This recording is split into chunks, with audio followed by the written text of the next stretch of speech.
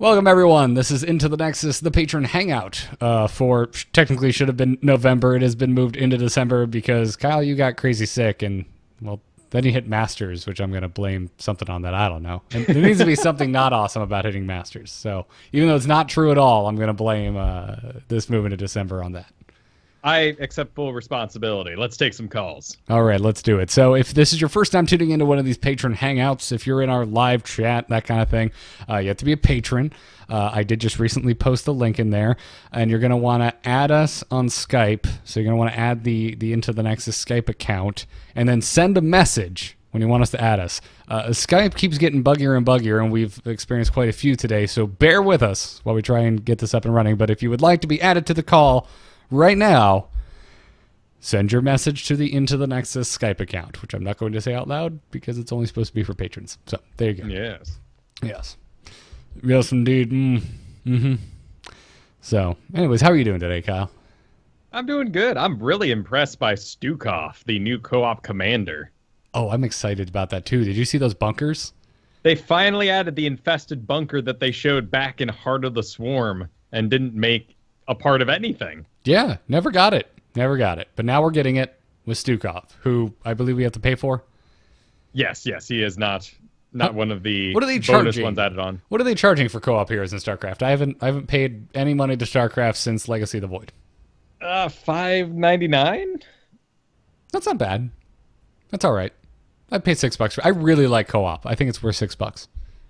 Yeah, I think I'm right there. Yeah. It looks like we got our first caller, the cheese that is Bob, or the Bob that is cheesy. $4.99.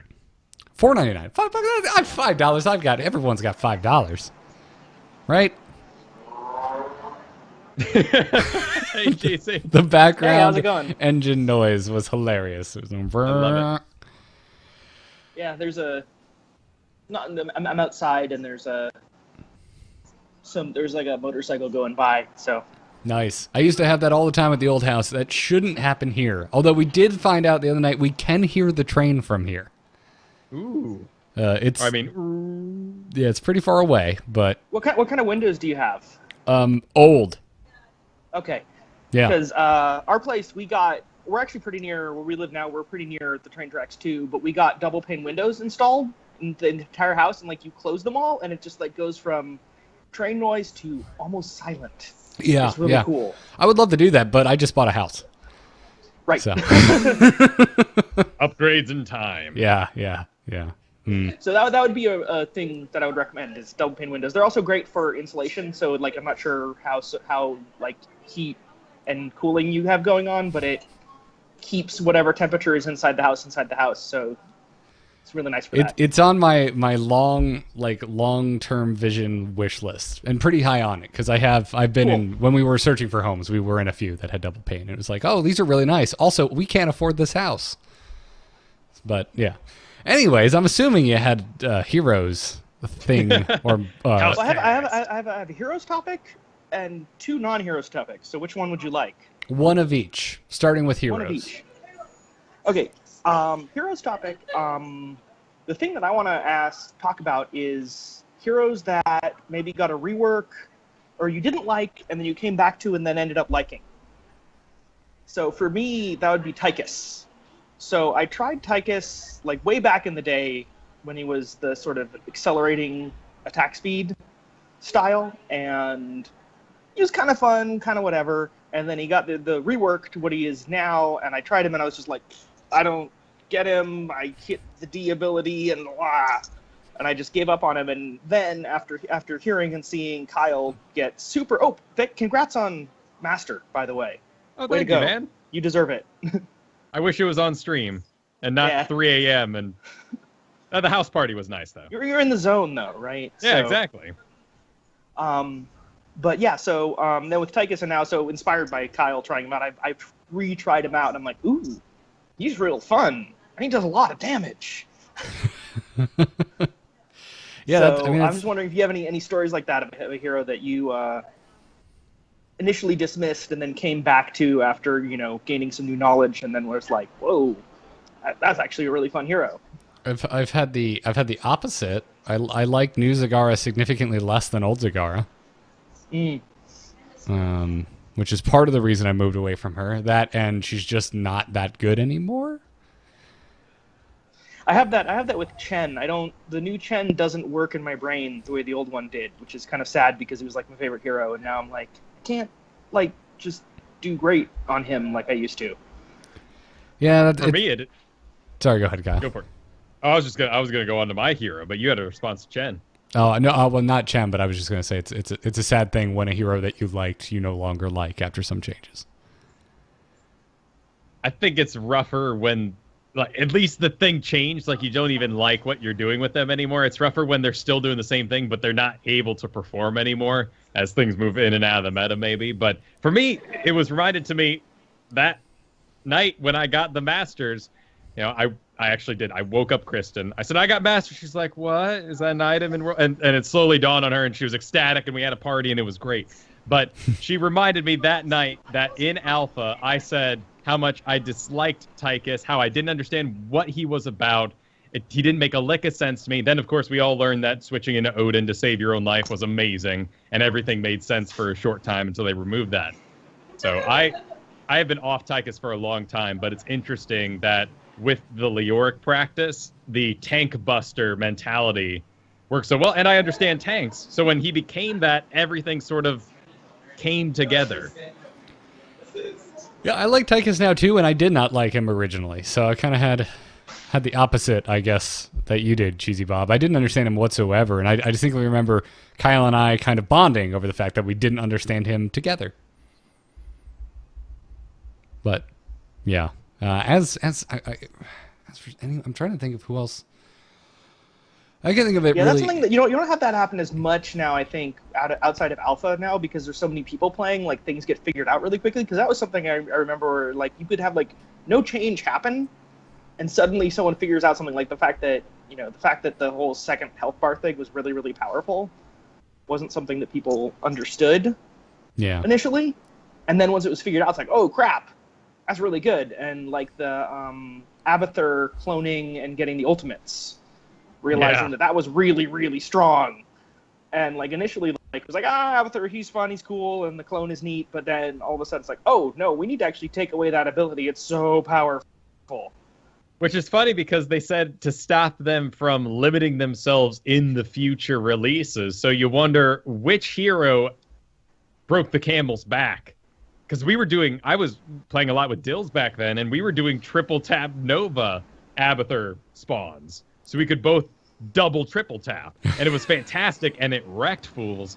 But who in this roster was it double expulsion zone out of Zarya? And they said, we can't possibly have this. That's a good question. Yeah, I don't know. I'm not sure at all. I bet there were some ultimate some heroics in development. They were like, oh, this doesn't work if there's two of them.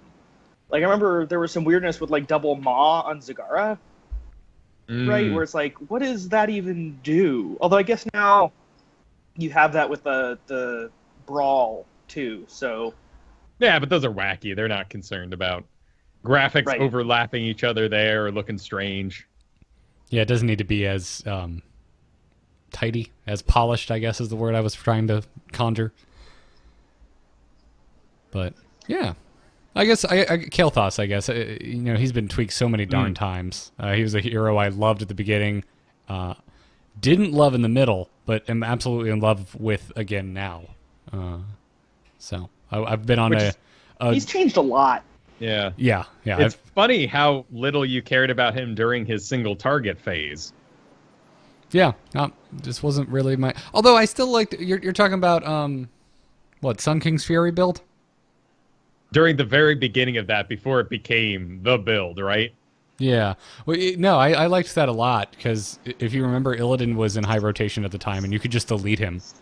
That's right. And, no, I did. I enjoyed that quite a bit. So much so that I still, every now and then, take Sun King's Fury, even though it's not that great. And completely different. Yes, yeah. But it's still, you still get that, little bonus attack damage, and it's all right. It's just not the best. What I like is that every Kael'thas I come across does the damn Flame Strike build, and I still like the Living Bomb build. Still think it's fantastic. As you can see from any time I play with you guys, the damage numbers are just stupid. So it's this hero that I feel a little sense of ownership over, because like Kyle, it's one of the few that I can kind of be a hipster about. Well, and the new Sun King's Fury is Living Bomb spreading. So in the end, it all came back around. Indeed.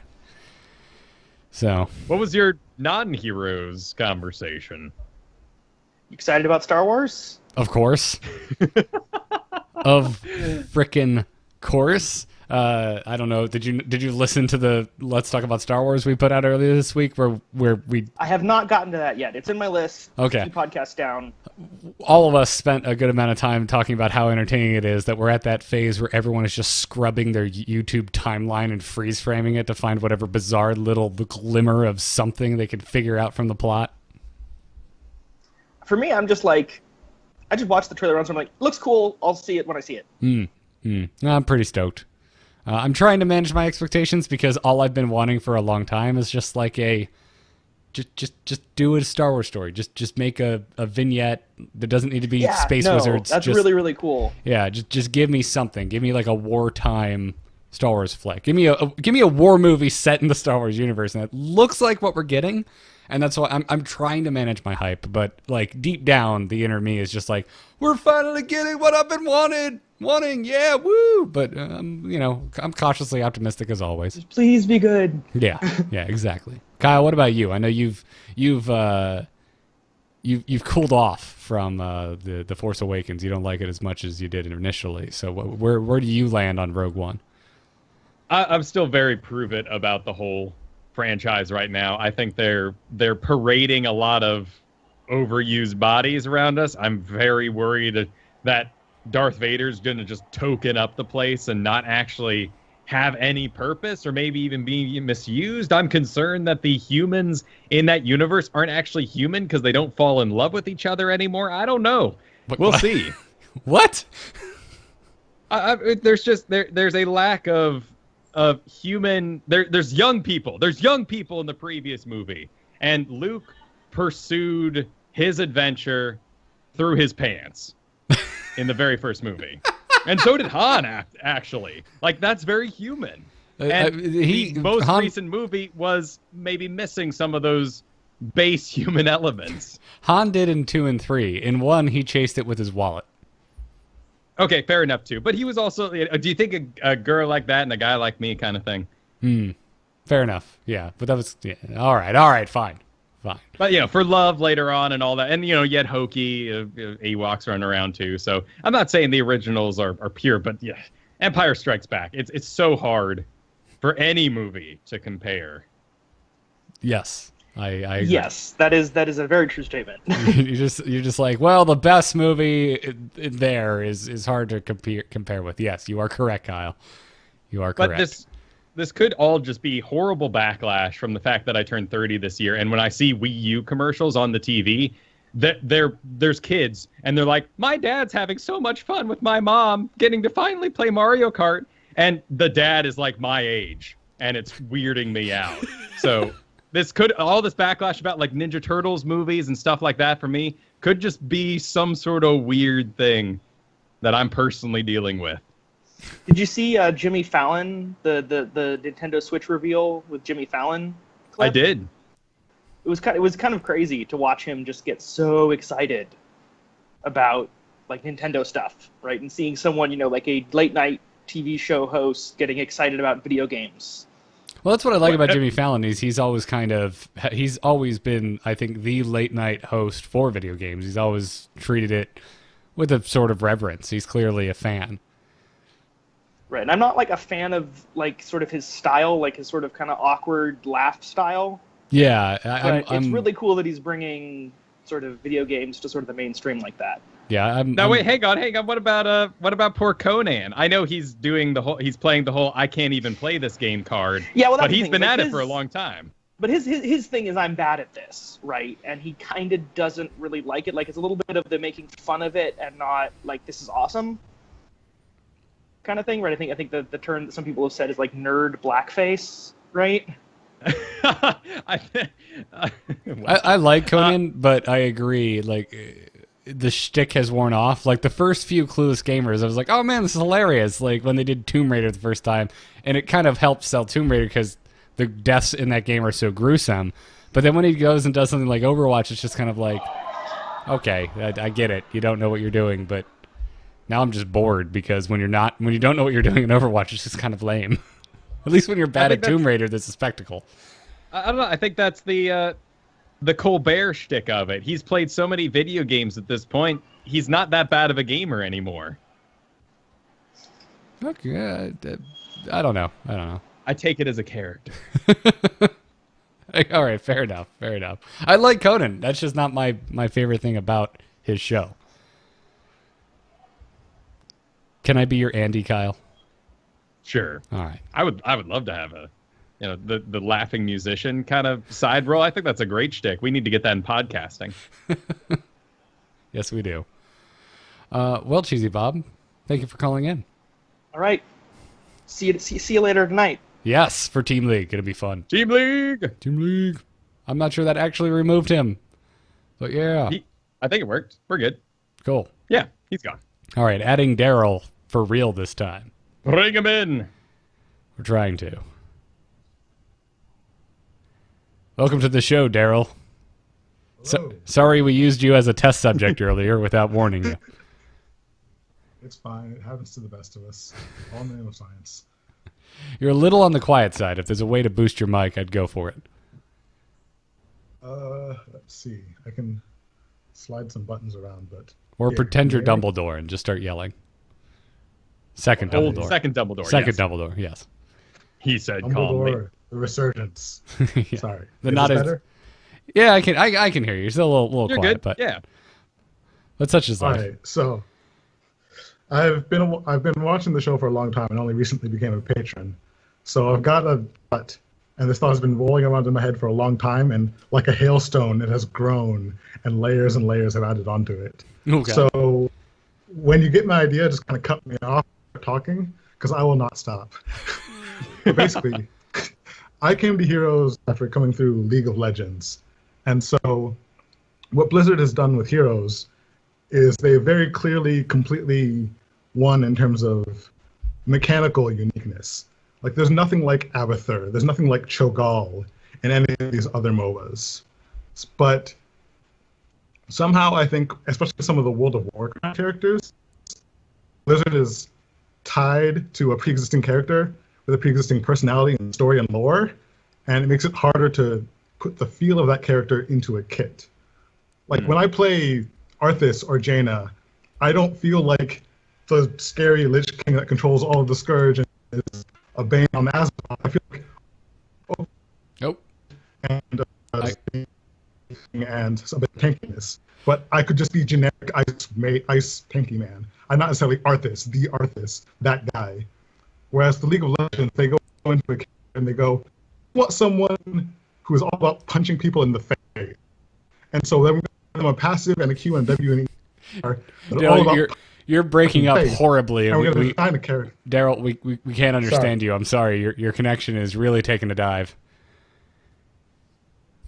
We just have some Skype oddities that are cutting you off here and there, but we're following the thread.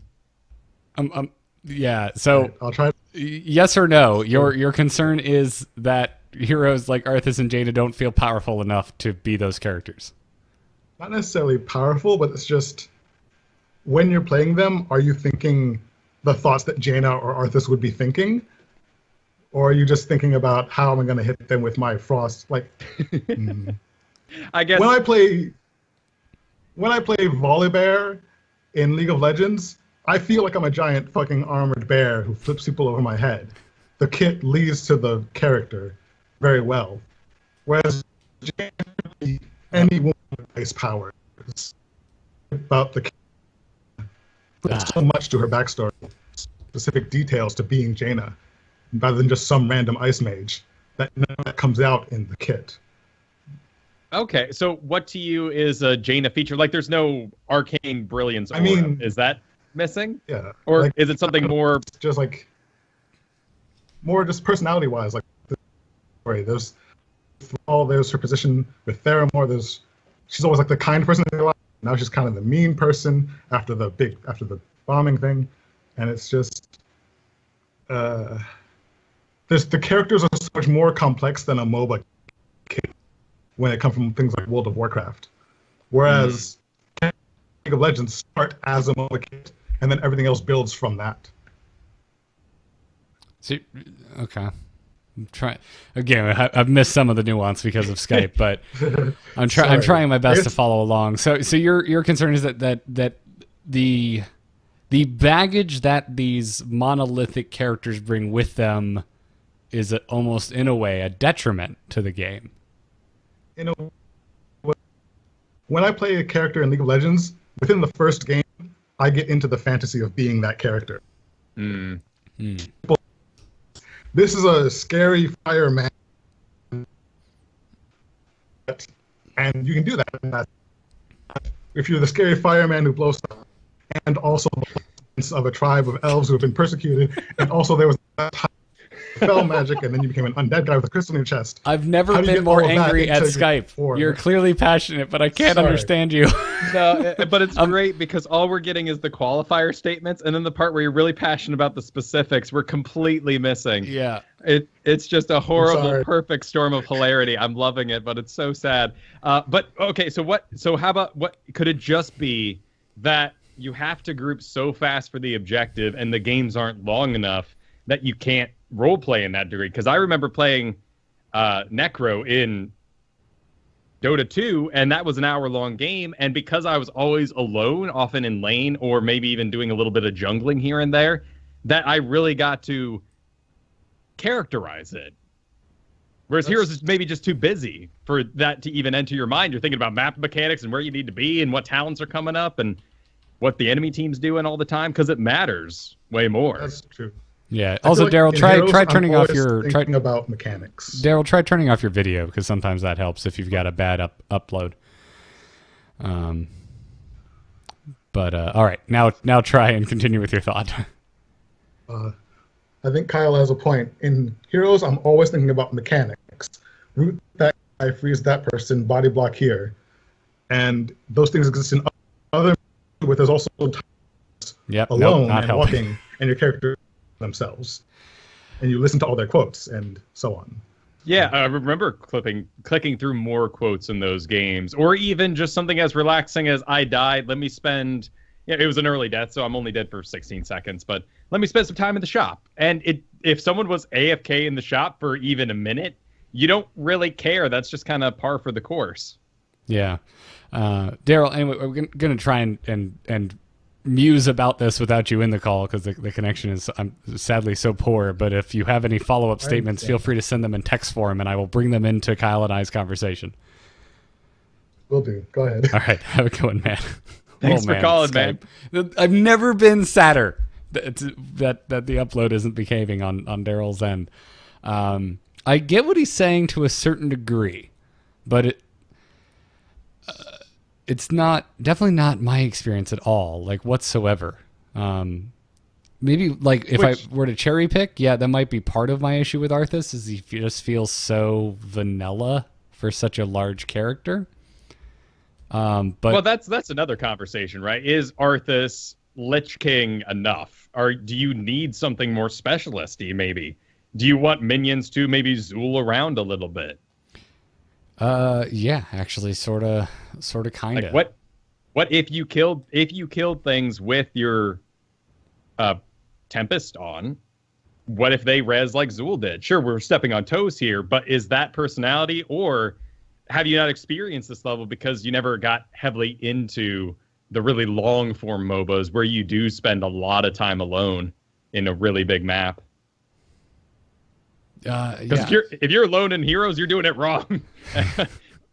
Yeah, well, and that was going to be my other point, is that I don't necessarily think we need to get as deep into some of the more nuanced lore of the characters. I mean, we get winks and nods to it, right? With the character interaction specifically at the beginning of the start of a game, depending on who's, combined with who.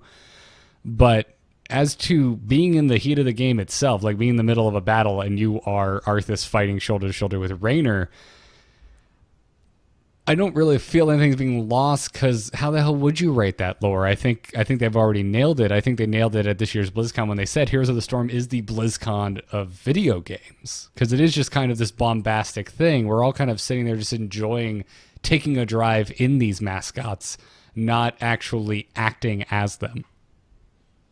And you've got Jaina saying, I hate resorting to violence, and then just blowing people away like crazy. So right, there's going to be some natural disconnects as bullets defeat the Lich King. Yeah, yes. I mean, I think there'd be more interesting ways to combat this. Like they could have, and I'm surprised this isn't in, like, you know, a Jaina skin where she looked like her current version with the white hair, and they had altered VO to reflect that. Because it seems with like a lot of the heroes, they have to kind of make a choice, like what version of this hero are we putting into Heroes of the Storm? Some of them we get, you know, multiple timeline versions. Like we have Lich King Arthas, we also have Uncorrupted Prince Arthas. Which I want more of. And yeah. I want modern Gul'dan in the worst way. Bandage Pants Gul'dan does not have any nostalgia for me. But. The more I look at Gul'dan as he exists currently in Heroes of the Storm, the more I cannot stand it. I really dislike his robe. It's not my jam, but yeah. Anyways, does that mean they'll also put out plain human variant eventually? Back when his model was not spectacular in the least. That was never a thing. He wasn't in the game until they had a custom model for him. No, really? I've seen. Well, maybe the internet made it up. That could be a thing.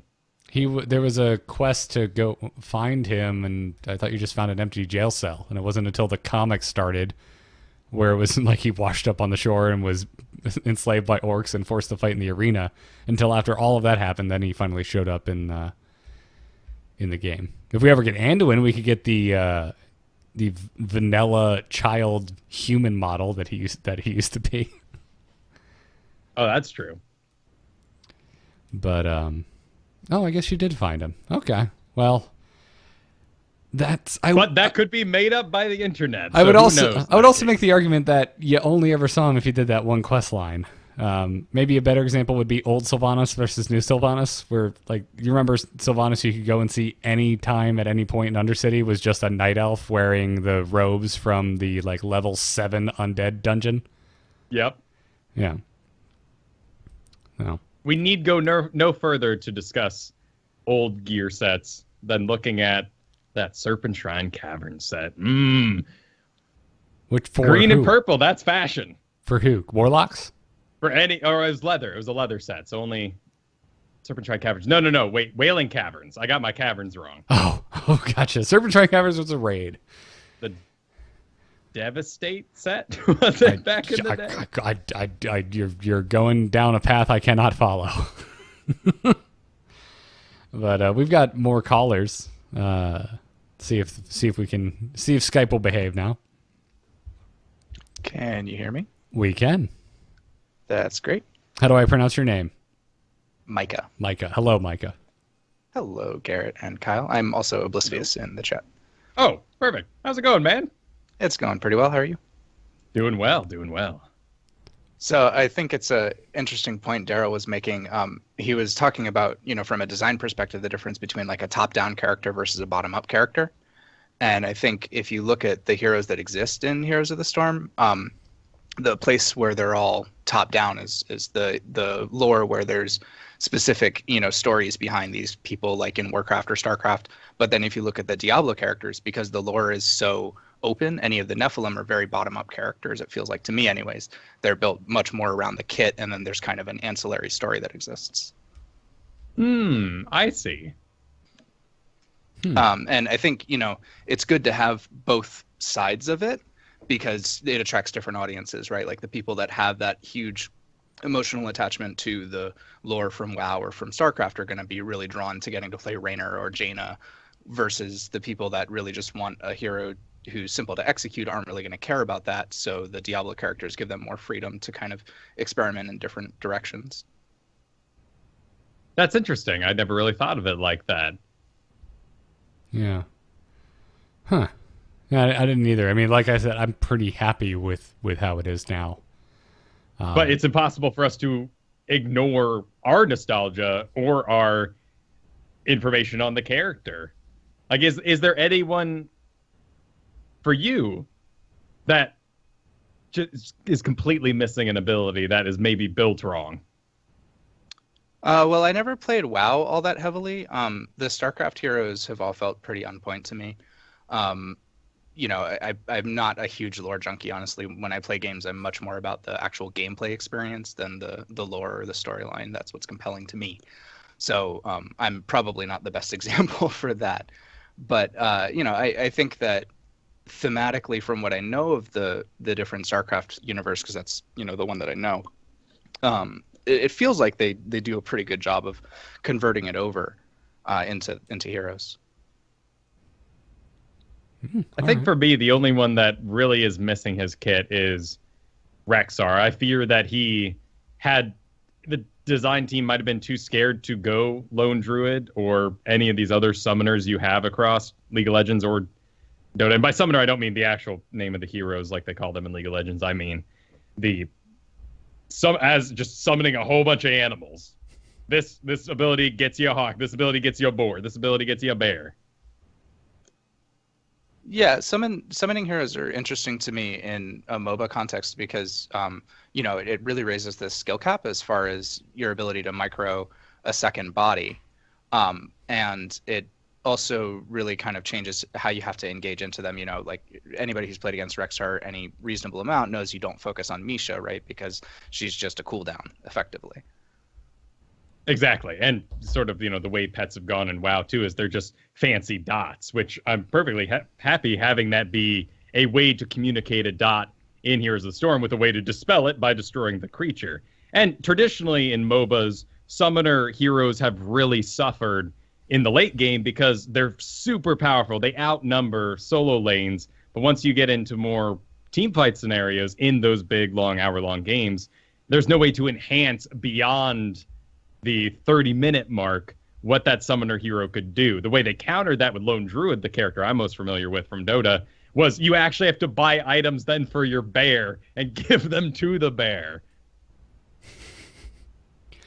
Shops in general, my opinions on that, Kyle. Sure.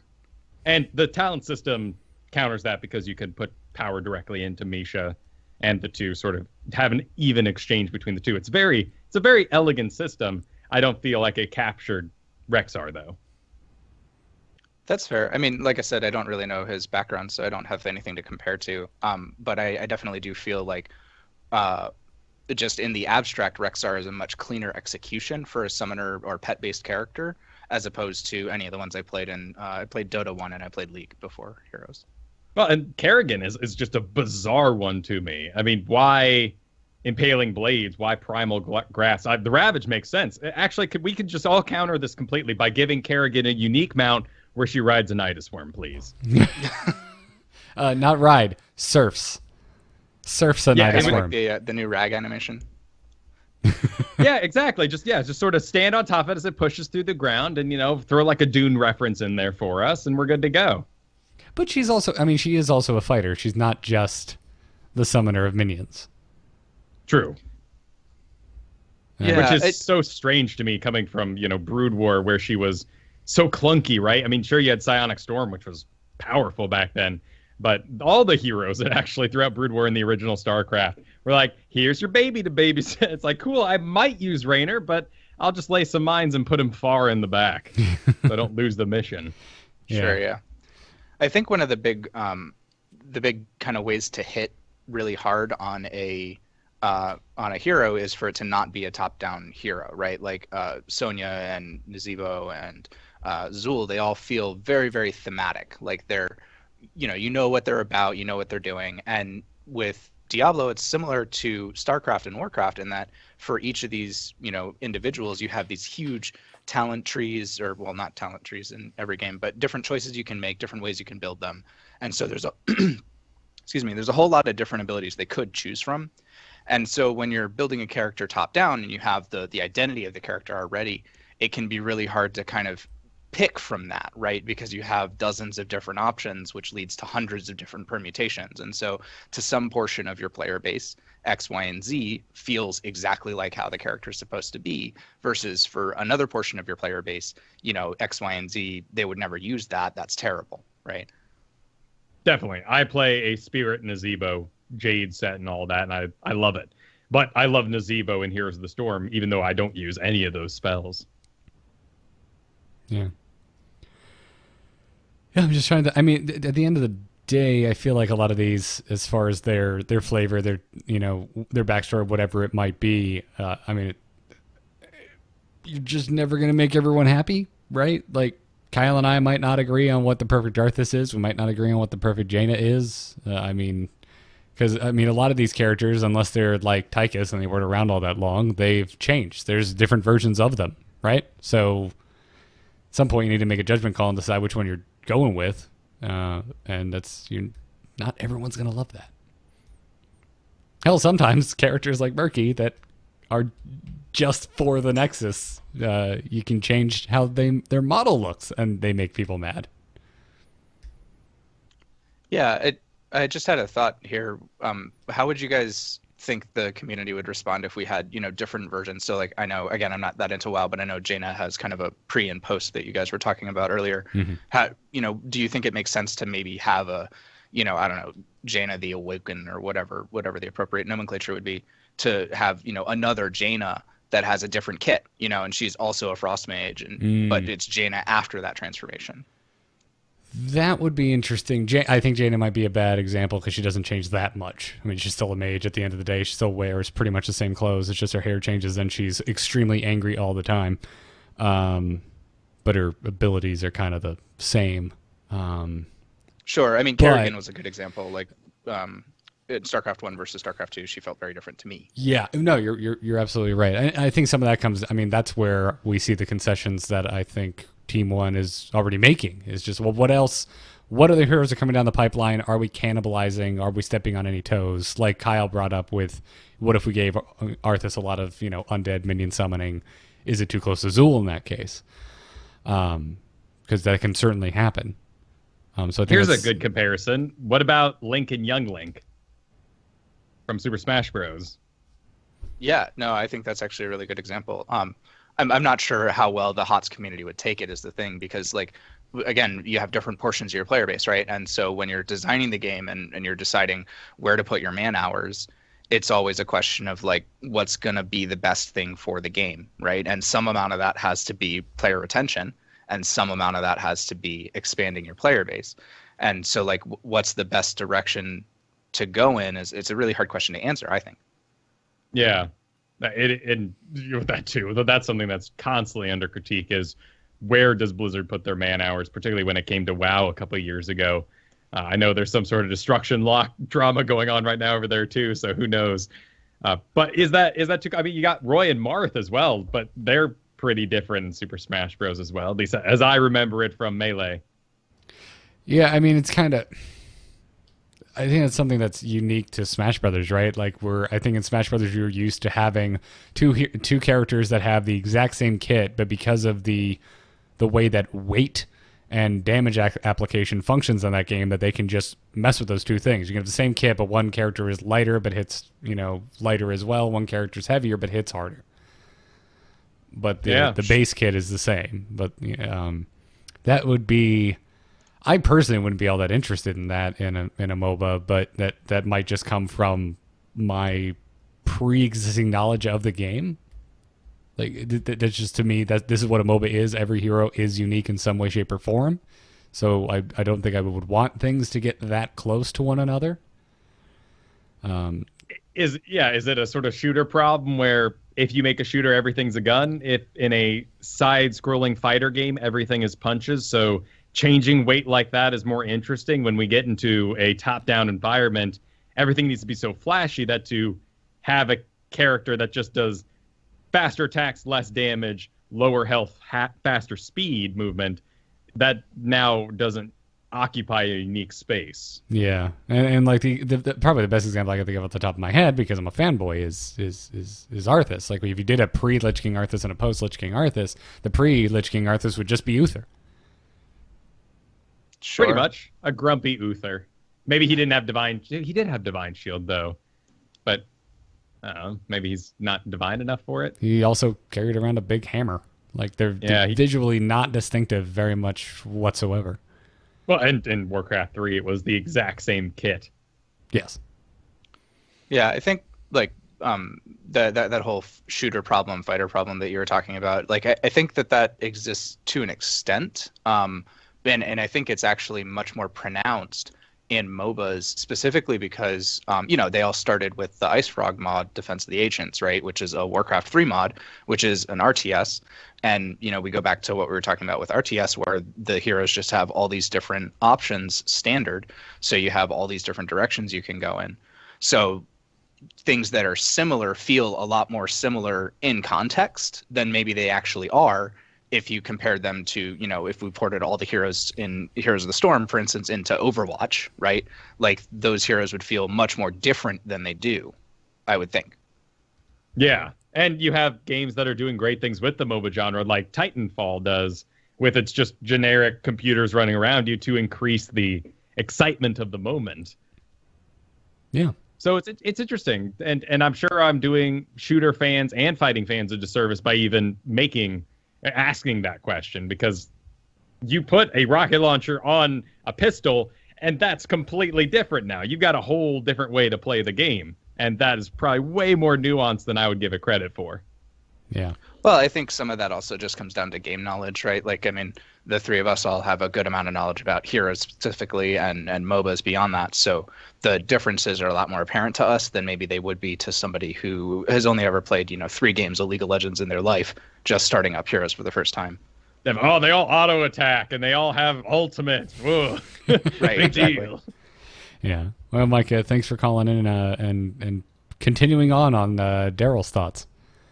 Yeah, no problem. I'm really into game theory, so it was a pretty interesting conversation for me. Thanks for the call, guys. Actually, Daryl just messaged me and said, I'm so glad someone with a better connection was able to call in and keep talking about what I was going on. Awesome. Have a That's great awesome. one. All right, let's try and get the Master DS in here. Sounds good. Yep. According to him, he's waiting at the outside door to come in. Ooh. Hello. Hey, Master, what's up? No run Oh. today. No, I'm outside. Hell yeah. Yeah, See ready you to go. guys. I don't know if you can see me.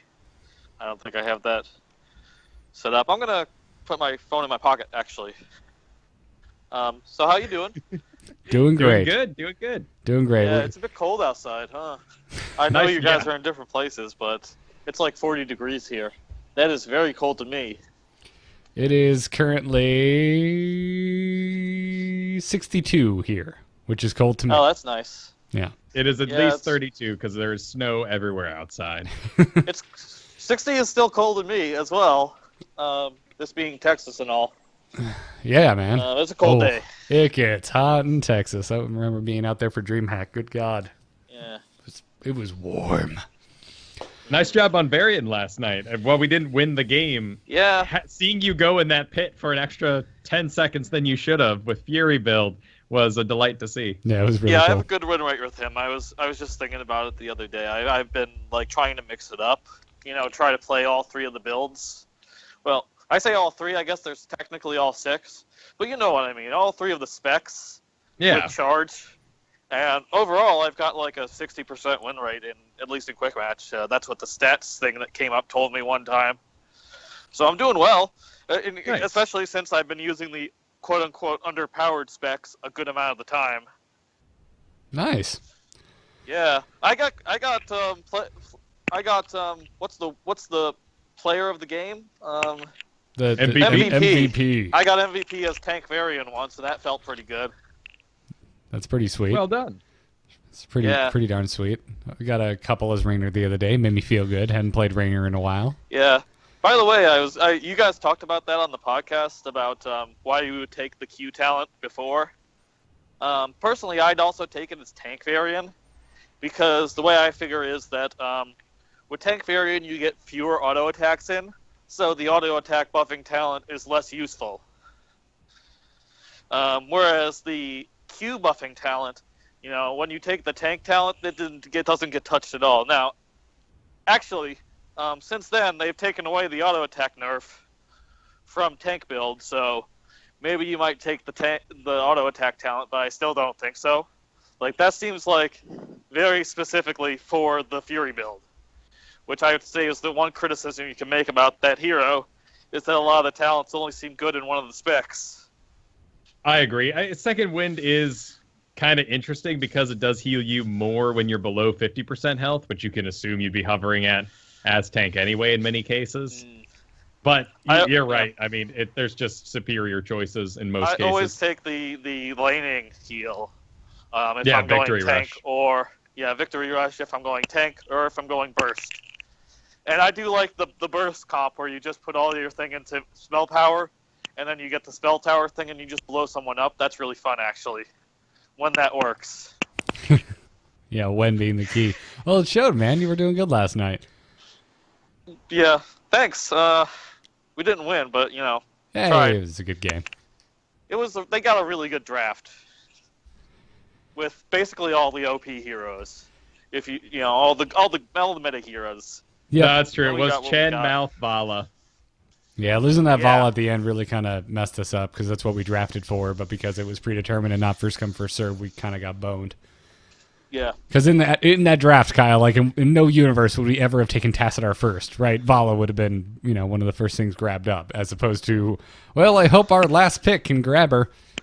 Yeah. Nope. Anyway, I didn't really think of much to talk about this time, other than Varian, who All I've right, been man. playing a lot of recently. Well, sweet. Well, we got another caller behind you, so no big deal. You guys, but I did call in, so let's think of something to talk about. If you guys have any ideas, just say, hey, how's whatever doing? Let me think. All right. So you've been playing a lot of Varian. Have you ever taken Overpower at level 1? And do you think it has a place, or even Live by the Sword at level 7? That's the parry talent at 1. Yeah. Yeah, I did take that for like a hot second, and then I read it more closely, and it said once per parry, and I said, oh, then that's not cool, actually. Like, if I can use it just to do, critical attack against like a tracer or whatever, that'd be really cool. But since it's 1 per hit, that's like, that's not even really good enough. I don't even know if I'm going to hit someone after I parry, right? Because I might be running away. Plus, it might already be on cooldown. I guess in that case, it wouldn't trigger more than once, but you could be close to a cooldown. You trigger it, you only get 2 seconds off, really, and the talent goes missing anyway. When you could have a 50% It just doesn't seem like a good slow. value. Yeah. It'd be cool if it added something else, but I don't know what you could add because if you add too much to the parry, then with the talent, that's like the nightmare scenario where it's like, okay, well, maybe we add like 3 charges to the parry to make the level 4 talent worth it, or like make it a little longer duration, right? But then there might be a nightmare scenario where it's like, oh no, what if you line up all the W talents and then you just have protected forever? Like, what if you go on? What they could do is, which would be, kind of a nerf to taunt, which would be sad, but you could make it so that maybe you only refresh your heroic strike while taunting if you parry. And then taking that level 1 talent would be very seductive in some way. Wait, do you mean like only if you I think you... I'm sorry, I'm kind of lost. You mean like once you take taunt, an additional feature of it would be that you only get heroic strike back if you parry. Oh, I see what you mean. Unless it was like infinite. Yeah, they should probably. I'm gonna say they shouldn't buff taunt. They shouldn't nerf taunt. No, because it's they already just not buffed the it best. after all. Maybe if it does really well in competitive or something, because it is CC.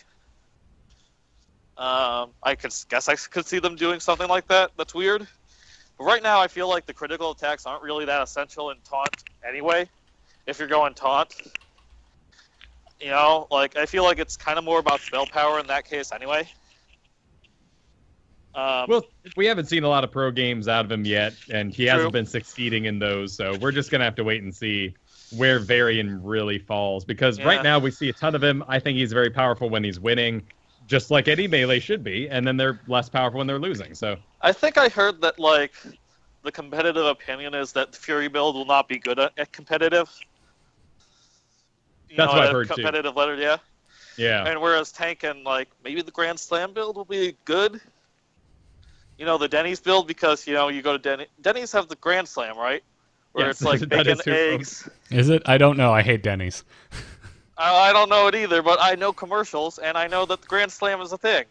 All Well, right. I knew commercials. They used to have commercials, I'm sure. And that's where I absorbed that knowledge, that Grand Slam means breakfast. All right. So that's the breakfast build in my mind. That's kind of what I think of it. You know, you give them a Grand Slam, you get bacon, eggs, pancakes. I looked this up, actually. 2 of each. And you just give them full breakfast, and then they die. It's a very good breakfast. It's the best breakfast you could ever have. Very filling, and you know, leaves you really motivated to get up and get going, except that you can't because you're dead. Always start the day with... Yep. You're breaking me, Master. You're breaking me. Oh, good God. Yeah, did it. you put the spell power on top of your breakfast, Yeah, then you're, you know, doing really good. That's love- like syrup. Yeah, That's the the Haaland-Dazs. syrup banner. I love a good buffed breakfast. Well, thank you, Master, for our daily dose of insanity.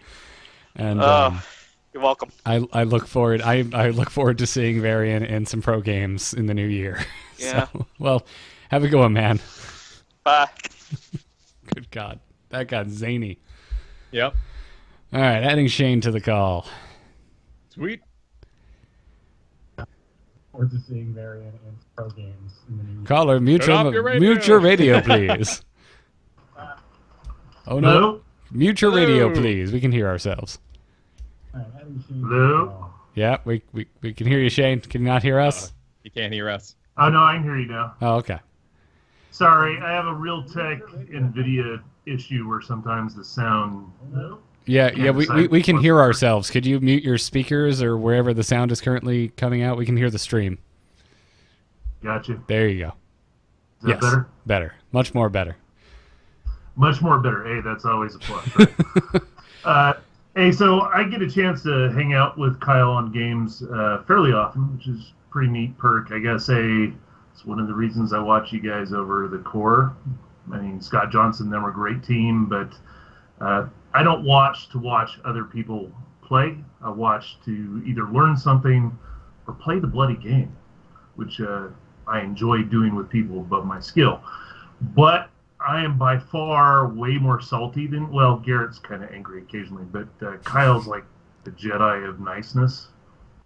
So I thought I'd cover something that I've heard in both core and you guys talk about, which is people can have great skill because they've come over from like League of Legends, but they might not get the idea that they need to lane or other things. They've grown up in this community of like things like AI and stuff where you get rewarded with MVP for, you know, oh, I got a lot of XP, but that doesn't mean you help the team worth a shit. So, and you guys aren't allowed to be completely salty because you have subscribers, but there seems to be some commentary on the pros You say that, non-team. but I definitely get salty. Anyways, sorry, continue.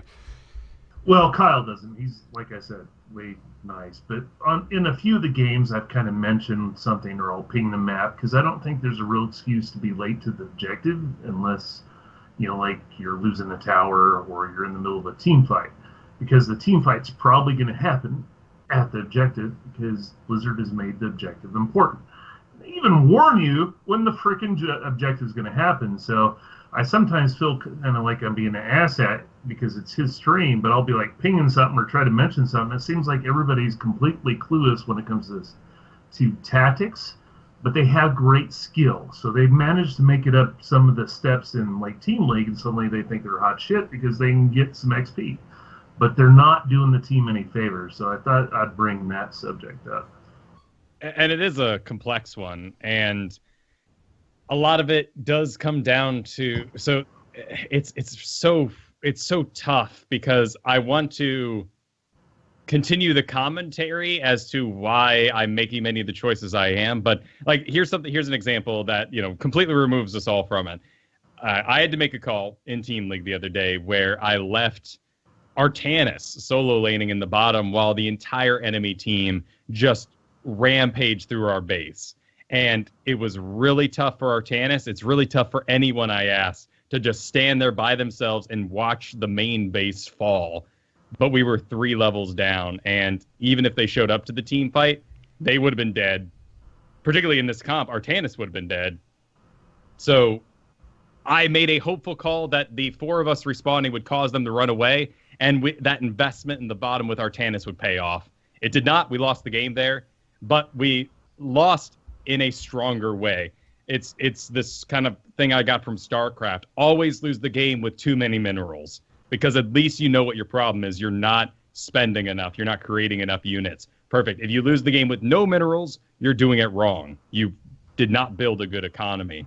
So some of your frustrations are coming from that regard. You report to the objective on time, particularly with your Asmodan. You're always to the objective on time, but we run late. So you get there when no one else is there, and they dogpile you, and they take you out, and you wonder, where was everybody else? And in fact, the right answer to that equation would have been to just ignore the objective. No one else was there. We let it go. It's 2 of 3 Cursed Hollow tributes, right? This one is not going to be the full curse in that case. Okay, so, and that is true. I need to occasionally watch what the other people are doing and kind of react if they're not reacting.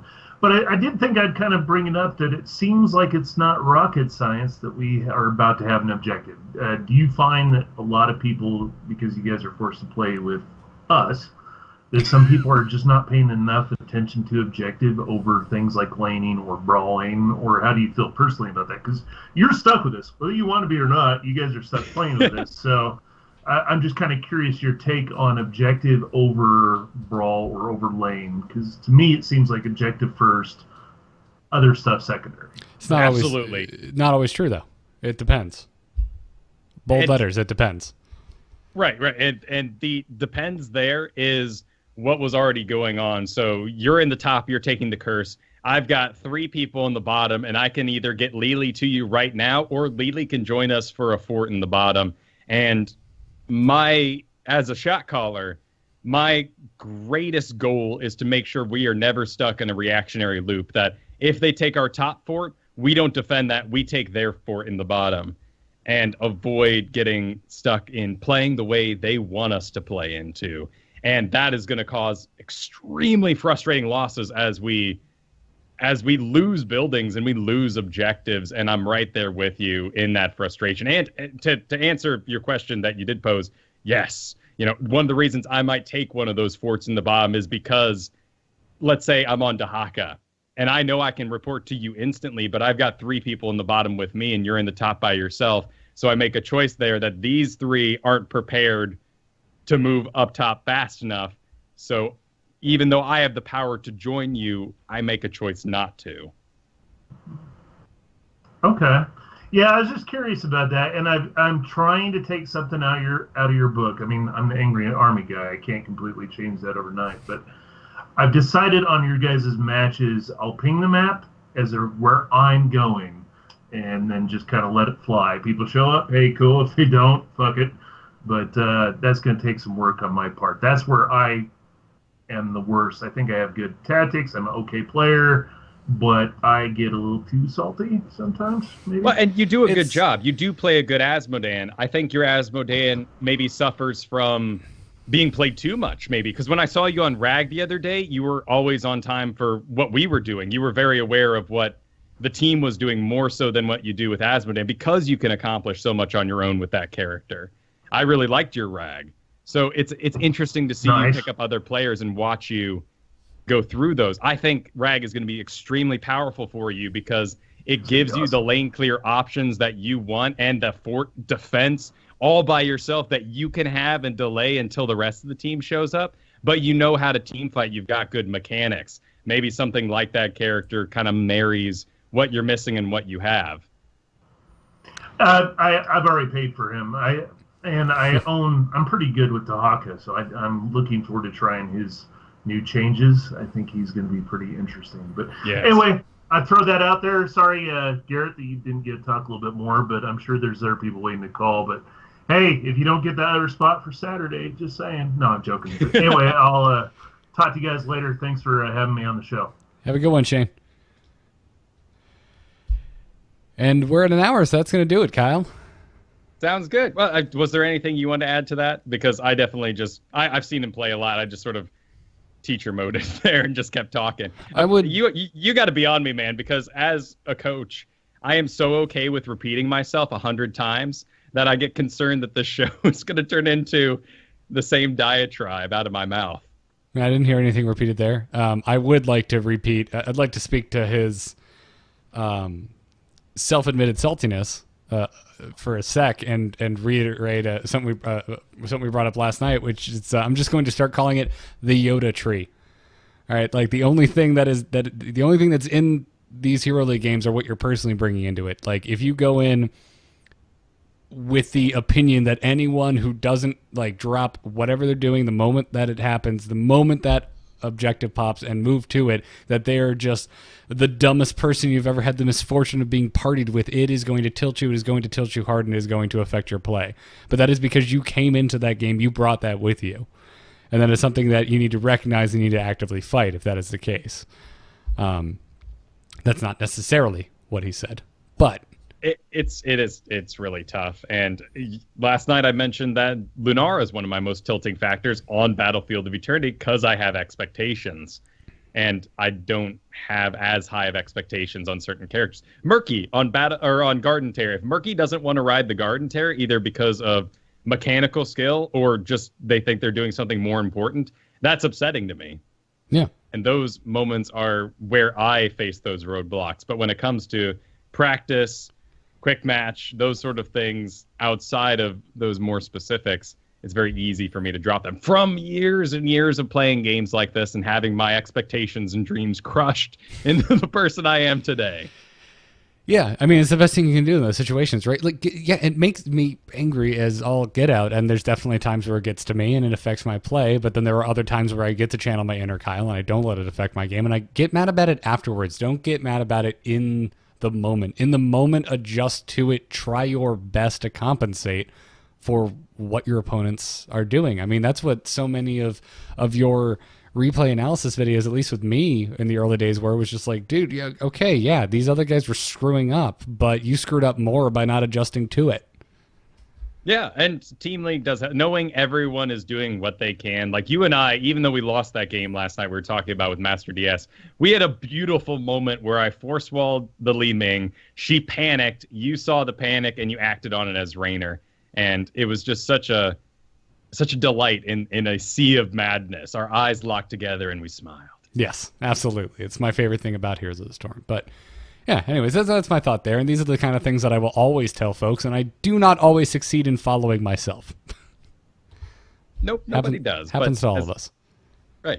Do your best to avoid being a hypocrite, and hopefully it works out. But, life comes at you fast. And so does Heroes of the Storm. So with that in mind, thanks again, patrons, for supporting us. That's the whole reason we do these patron call-in shows. If you're watching live, don't forget tonight, God, it's in 5.5 hours at 10 p.m. Eastern Time is our Team League night. Good to see you then. No long-winded outro. You just heard it last night. So all we can say one more time is thank you. And until next time, good luck and have fun. See you all tonight.